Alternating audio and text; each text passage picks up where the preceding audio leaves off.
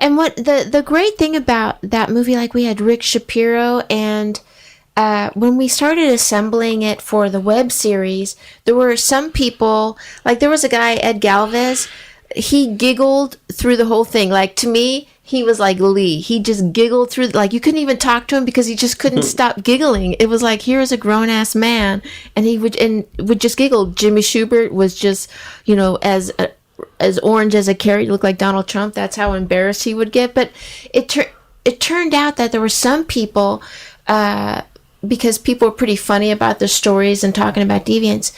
And then Rick Shapiro, do you know Rick Shapiro? Yes. So Rick Shapiro did the interview, and his interview was so real, and he talked about how because he was kind of a deviant living in New York as a young kid, and he had a lot of stuff happening to him, and he talked about during that time period about being kind of his father was physically abusive against him and how it turned him into a deviant.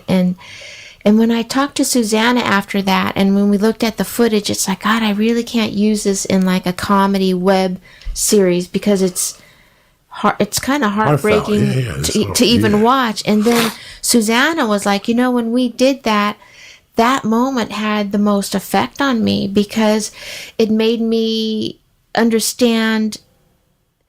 Because when we got everyone to do it, right? Because I, as a former stripper from when I was younger, you know, here I am filming someone who's a comedian who's going to show everything to all comedians that she respects and have this conversation with them. And as a woman, I have to be very generous to what she's comfortable with and what she's not comfortable with. And the amount of trust that she had to have 6-7 cameras on her while she's completely naked in this mirrored, you were there, it's like a completely mirrored semicircle and with glass and everything, so nothing gets hidden. And to go through that experience and to see someone really be profoundly affected by Rick Shapiro's story and understanding why she's deviant. And you know, I can't just throw any slob in front of her. She's doing a very personal thing. She didn't want to interview Rick Shapiro at first because Rick was kind of known as a crazy guy and could go off, and she got really nervous about it. And I was like, no, this guy's from the street. We got to get people that are from the street that understand what you're doing and want to appreciate it. And when he came, he was so generous to her in spirit and about sharing a real story where other people didn't want to be. You know, sometimes you get people right on your podcast and they're like all jokey all the time. And you're like, you want to have a real fucking conversation every once in a while, right? So that's kind of what it was, where he was having the real conversation, and it totally shifted the project.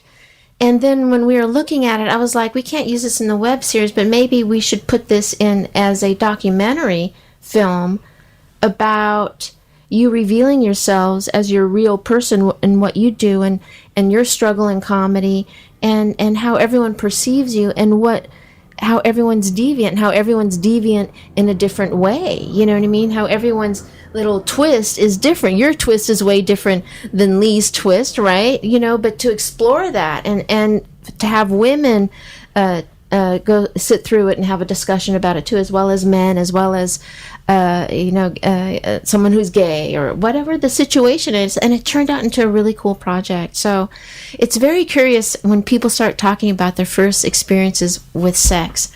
Like, my ears open up wide, because then having boys and hearing you talk about these stories, when my boys started looking at porn on the computer, and the therapist is like, you gotta really supervise that and try to shut it down as much as possible, because it really affects you. Do you think going through this period of your life affected your sexuality? Let me tell you something. With me, it even, I grew up in a man's bar. My mother had a man's bar. So, the comments, when I was 10, they were already shooting comments at me. You still pissing sweet? What are you doing? Mm-hmm. That's how Cubans ask you, are you coming yet? Like they would say, you got a girlfriend yet? What's going on? So it lifted my curiosity. That's when it lifted my curiosity. When I was a kid and those people would ask me creepy fucking questions. You know what I'm saying? Like, it was just, I was always an innocent before that. I knew about it. I knew about getting your dick sucked in the first grade because the kids in New York would talk about it. That was the time. That was the era where kids would go. And then I kissed some girl's titties for a quarter one time in the playground. She put one of those 45s, like 45s. And then her little... We were in the park. Yeah. And she's like, for a quarter, I'll let you kiss it. And I was like, Jesus Christ, for a quarter? And I kissed it. I remember going home, scratching my head the rest of the day. Why'd I give a quarter for that? Nothing happened. Right. You know what I'm saying? Like, what do you think's going to happen? Like then I was cool with it. And then that shit. And then all of a sudden, at like the age of 12, they opened up this valve on you. Like this valve opened up on me.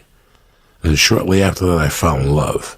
But I didn't like the whole sexual thing about it. Right. I really loved this girl. In fact, all I did with her was dry hump. I never sucked her titties. Nothing. I could have taken the titties. I never sucked the titties. Never fingered her. Every time I would touch her, it would be through the jeans. You know what I'm saying?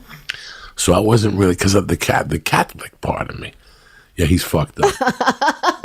Don't worry about him. He's going to make noises and make grunts. I still had the Did I make a noise? Yeah, I still had the Catholic part of me challenging me. Yeah. So the Catholic part of me was scaring me. I already heard shit on the street. We got to investigate this, but not really.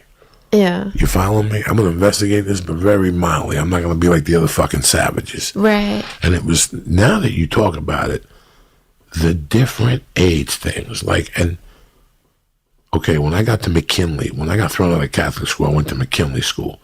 So I was there the 6th grade. The 7th grade, I used to hang out on the 26th Street side. And there were these two kids that would work during the week at their father's whatever. Whatever. They were 13 and whatever. They worked Monday through Friday. And on Saturdays, they'd get up and tell their mom they were going to Burger Line to buy clothes. But not really. They would get on a bus and head to the Bronx or Brooklyn and go to different prostitute houses. And they would come back to school on Monday. So we were young kids. How old were those kids? 7th grade. Wow. Yeah. And his brother was a little slow. His brother was a little half a momo. But in those days, they didn't put you in different classes. They just put you together. But since they were Cuban, they didn't really learn the language. They were both in the 7th grade together. Even though Alberto was older than Juan. But on Mondays, we would gather around him. And they would tell us the most disgusting stories you ever heard in your life. We're going in like fucking Marines, you understand me? Welcome to church, motherfucker.